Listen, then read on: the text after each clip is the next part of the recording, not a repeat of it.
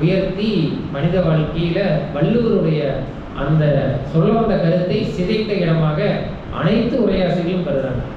மனு சொல்கிறத செய்கிறது, மனு என்ன சொல்லுதுங்கிறது அது பெரிய தலைப்பு, அதுக்குள்ளே நம்ம போக வேண்டாம். இதை மட்டும் பார்க்கணும். இந்த இடத்துல பரிமேலழகர் நம்ம விலக்கி வச்சு தான் திருக்குறளை பார்க்கணும். அவரை உள்ள பரிமேலழகர் கண்ணாடி போட்டோம்னா அந்த கண்ணாடி வழியை நம்ம பார்த்தோம்னா வள்ளுவர் சொன்ன பொருள் நமக்கு தெரியாமல். இந்த இடத்துல நம்ம யாருடைய கண்ணாடி போட்டோம்னா பாவலருடைய கண்ணாடியுமே நாவலர் நெடுஞ்செழியனுடைய கண்ணாடி, இந்த மாதிரி கண்ணாடிகள் போட்டோம்னா தான் வள்ளுவர் என்ன சொல்கிறாருன்னு தெரியும்.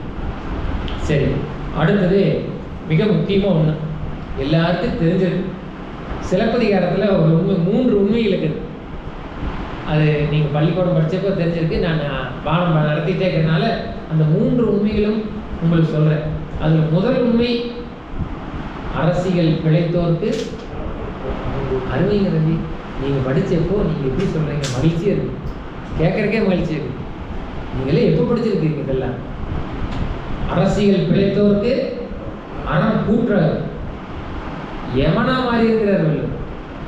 அரசியலில் நீ தப்பு பண்ண, பாண்டியன் நடந்ததாக மதுரை தீக்கிரையானது அறம் பிழைத்தது, அறம் பிழைத்ததால் மதுரை தீக்கிரையானது. அப்போ அறம் எவனாக இருந்து உயிரை எடுக்கக்கூடிய ஆற்றலும் அறத்துக்கு இருக்குது அப்படிங்கிறது சிலப்பதிகாரம் உணர்த்தக்கூடிய முப்பெரும் உண்மைகளில் முதல் உண்மை. அரசியல் பிழை, அரசியலில் பிழை செய்யவே கூடாது, செஞ்சீங்கன்னா அறம் உன்னுடைய வாழ்நாளை தூக்கிடுங்கிறார். அது எச்சரிக்கையாகவே சொல்றாரு. அடுத்தது, அறம் அறக்கண்ட நெறிமான் அவயம். எனக்கு நம்ம ஊரில் இப்போ நிறைய மன்றங்கள், இளைஞர் நட்பணி மன்றம், முத்தமிழ் காரன்பட்டியில் முத்தமிழ் மன்றம் இருக்குது, ஒவ்வொரு ஊர்லேயும் இளைஞர் நட்பணி மன்றம் இருக்குது. அதெல்லாம் ஒரு காலகட்டம், நான் 5ஆம் படிக்கும் போது எங்கள் ஊரில் அப்படி போட்டி போட்டு 2 மன்றங்கள், ஒன்று இளைஞர் நட்பணி மன்றம், இன்னொன்று முத்தமிழ் மன்றம். அங்கே இருக்கிற இளைஞர்கள்லாம் 2 மன்றங்களையும் சேர்ந்து ஊருக்கு தைப்பொங்கலப்போ என்னென்ன பண்ணலாம் திட்டமிட்டாங்க. ஆனால் இன்னைக்கு அந்த மன்றங்கள் எல்லாம் ரசிகர் மன்றமாக மாறி, இன்னைக்கு ஊருக்கு ரசிகர் மன்றம் தான் அதிகமாக இருக்குது. ஆனால் 2000 வருஷத்துக்கு முன்னால் அறம் அறக்கண்ட நெறிமான் அவயம்னு புறநானூரில் 224ஆம் பாட்டில் சொல்லுது. இன்னொன்று உரந்தை அப்படின்னு ஒரு சோழர்களுடைய தலைநகரம் உரந்தை, அதில் அறம் துஞ்சும் உரந்து, அங்கே அறம் எந்நேரம் இருந்துகிட்டே இருக்கிறான், அங்கிருந்து விலகிறதே இல்லையா, அறம் எப்போதும் இருந்தே வாழ்த்துகிற உரந்தை. அதுக்கு அடுத்தது அந்த உரந்தையிலே இன்னும் சிறப்பாக அகனானூத்திலி சொல்கிறாங்க, அறம் கெழு நல் அவை உரந்தை. அறம் வீற்றிருக்கக்கூடிய நல்ல ஊர் எங்கள் உரந்தை அப்படின்னு அகனானூற்றில் 93ஆவது பாட்டில் அந்த புலவர் சொல்கிறார்.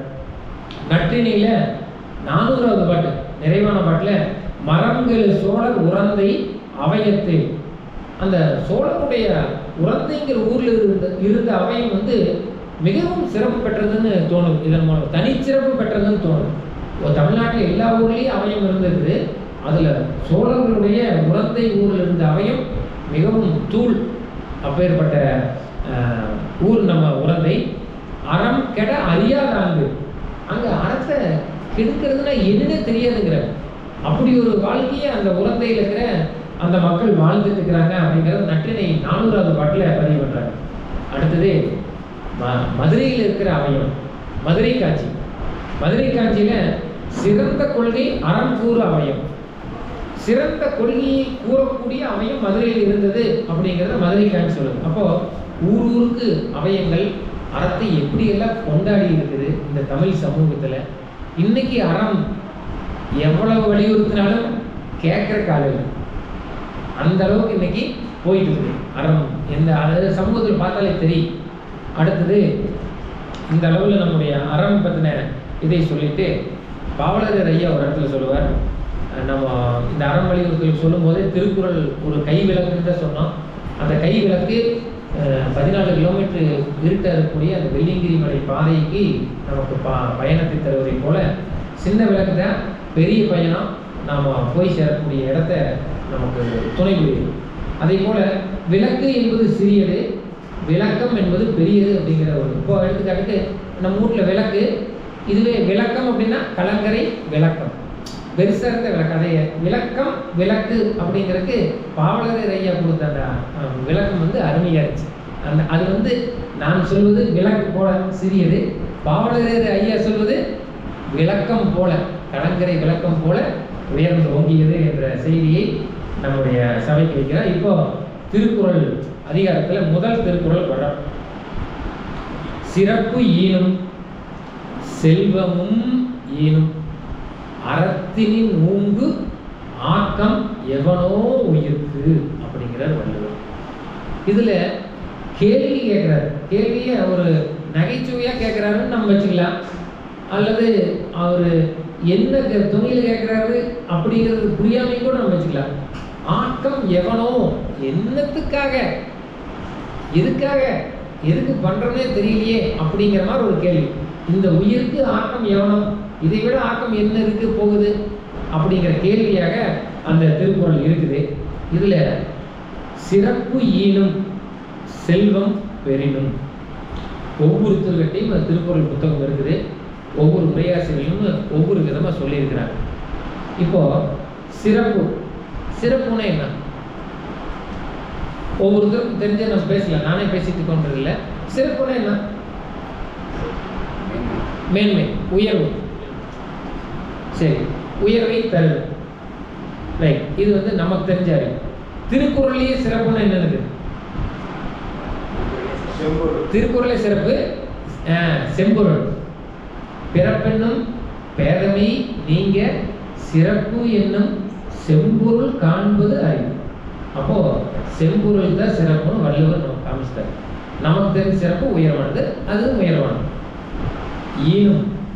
ஈனும்னா என்ன? மாடு கன்றை ஈன்றது, வாழை குருத்தை வாழை ஈன்றது, அடுத்தது தயாராகுது. அப்போ ஈனும் அப்படின்னா என்ன? ஈனுங்கிறது அதுக்கு பாவலர் கொடுக்குற விளக்கத்தை அற்புதம். ஈனும்னு என்ன? அம்மா வயிற்றுக்குள்ள ஒரு குழந்தை ஈன்றால் பசியாது கருவு. அது பாவலர் கொடுக்குற விளக்கம் அருமை. ஏன் அவர் கொண்டாடிட்டே இருக்கிறார். அதாவது ஈனும் அப்படிங்கிறதுக்கு அவர் சொல்ற ஒரு விளக்கத்தை பாருங்க. இதற்கு முன் இல்லாததை புதிதாக பெற்றுத் தருதல். நினைச்சு பாருங்க, ஒரே மாதிரி 2 பேர் இருக்க முடியுமா உலகத்துல? ஒரே மாதிரி 2 மாட்டுக்கு இருக்க முடியுமா? ஒரே மாதிரி 2 ஆட்டுக்குடி இருக்க முடியுமா? அது ஸ்பெஷலைஸ், சிறப்பு. அதை போல இன்னொன்று இந்த உலகத்திலேயே கிடையாது. அந்த மாதிரி செயலுக்கு பேர் தான் ஈனுதல் அப்படிங்கிற விளக்கத்தை இதுவரைக்கும் யாருமே சொல்லல. பாவலர் படிக்கும் போது நமக்கு அகத்தின் வாசல்கள் அகல திறக்கின்றன. அப்போ சிறப்பு ஈனும் இதுவரைக்கும் இல்லாத ஒரு பெருமையை, அந்த பிறப்பென்னும் பேதமையை நீங்க அந்த சிறப்புங்கிறத உனக்கு தருமப்பா அப்படிங்கிற செய்தி. செல்வமும் ஈனும், அது எவ்வளவு ஒரு நகைச்சுவையா சொல்ற. செல்வமும் கொடுக்கு. அந்த செல்வம்னு என்ன? அது நம்ம திருக்குறளையே அருள் செல்வம், பொருள் செல்வம், நம்ம கேடில் விழு செல்வம், எத்தனையோ வகையான செல்வங்களை வள்ளுவர் வரிசைப்படுத்துகிறார். அதையும் தருமப்பா, சிறப்பையும் தரு, செல்வத்தையும் தரு, அறம் தரு. அது பூச ஆனந்தன் ஐயா மட்டும் மாற்றி சொல்றாரு. நாம் எப்படி சொல்றோம்? சிறப்பை தருவது அறம், செல்வத்தையும் தருவது அறம். பூச ஆனந்தன் ஐயா மட்டும் என்ன சொல்றாருன்னா, சிறப்பாகிய செல்வம் அறத்தை தருகிறார். இப்படி போற சிறப்பை ஈனக்கூடிய செல்வத்தை தரக்கூடிய அறம் அப்படிங்கிறது. நாம் இப்படி பின்னாலிருந்து அறக்கு முன்னால் போட்டா அவர் முன்னால் வரிசையை போறார். அது ஏற்புடையதாக நமக்கு படல. அந்த செய்திக்கு சொல்றோம். அடுத்தது உயிர்க்கு. இந்த திருக்குறளுக்கு இந்த புத்தகம் தேவைப்படு. கோவில் வேற அந்த கேமரா வச்சுக்கிறாரு. உயிர்க்கு அப்படிங்கிறத கீவா ஜெகநாத்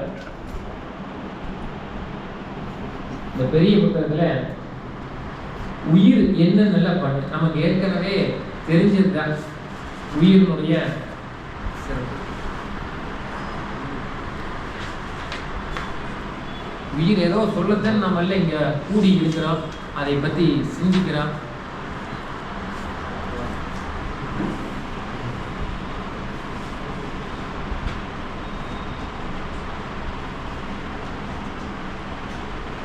இந்த இடத்துல கீம ஜெகநாதன் நம்முடைய அறிவினுடைய வாசலை இன்னும் கொஞ்சம் சொல்றார். உயிர்க்கு அப்படிங்கிறது இப்போ